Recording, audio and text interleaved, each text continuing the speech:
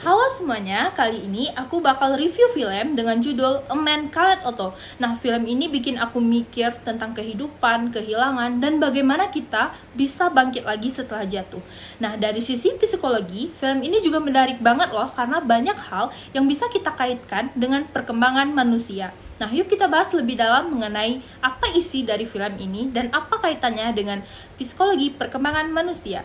Nah, film ini bercerita tentang Otto Anderson, seorang pria tua yang pemarah, keras kepala, dan suka mengatur orang lain. Ia baru saja kehilangan istrinya yang sangat ia cintai, sehingga ia merasa hidupnya sudah tidak ada arti lagi. Nah, setiap hari, Otto melakukan rutinitas yang sangat membosankan, dan bahkan sempat berpikir untuk mengakhiri hidupnya. Namun, semuanya mulai berubah ketika keluarga baru pindah ke sebelah rumahnya, yaitu Marisol dan keluarganya, istri dan anak-anaknya. Nah, perlahan-lahan Otto mulai membuka hati. Ia mulai merasa kembali dibutuhkan dan menemukan makna dari hidupnya. Nah, bagaimana sih kaitannya dari film ini dengan psikologi perkembangan manusia? Nah, kalau kita kaitkan film A Man Called Otto ini dengan psikologi perkembangan manusia, kita bisa melihat dari berbagai banyak aspek, mulai dari aspek fisik, kognitif, moral, dan emosional, serta sosialnya, terutama pada masa dewasa akhir atau pada masa lansia, yang menjadi tahap perkembangan Otto tadi. Nah, yang pertama perkembangan fisik.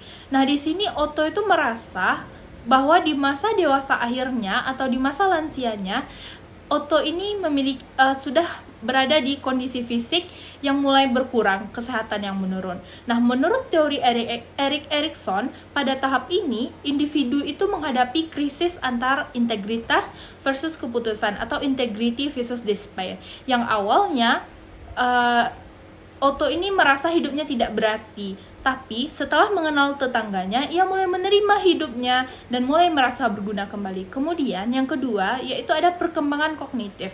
Perkembangan kognitif di sini yaitu kemampuan berpikir Otto. Ia masih mampu berpikir secara baik, tetapi terlalu kaku tahap berpikirnya. Seperti misalnya, ia mempermasalahkan soal parkir, sampah, atau cara orang lain berperilaku. Namun, dengan waktu ia mulai belajar lebih fleksibel dan terbuka terhadap orang lain. Nah, yang ketiga, ada perkembangan emosional. Perkembangan emosional ini, di sini Otto mengalami kesedihan yang sangat mendalam setelah kehilangan istrinya.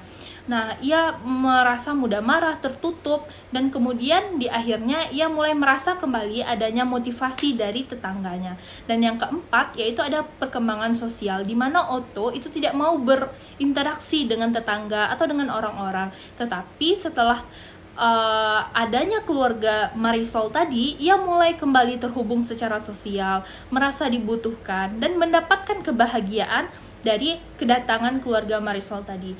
Nah, dapat disimpulkan bahwa dari sudut pandang teori perkembangan manusia, Otto tadi mengalami disengagement, yaitu proses penarikan diri yang secara bertahap. Aktif sosialnya itu tidak lagi aktif, dia kurang berinteraksi dengan orang-orang di sekitarnya.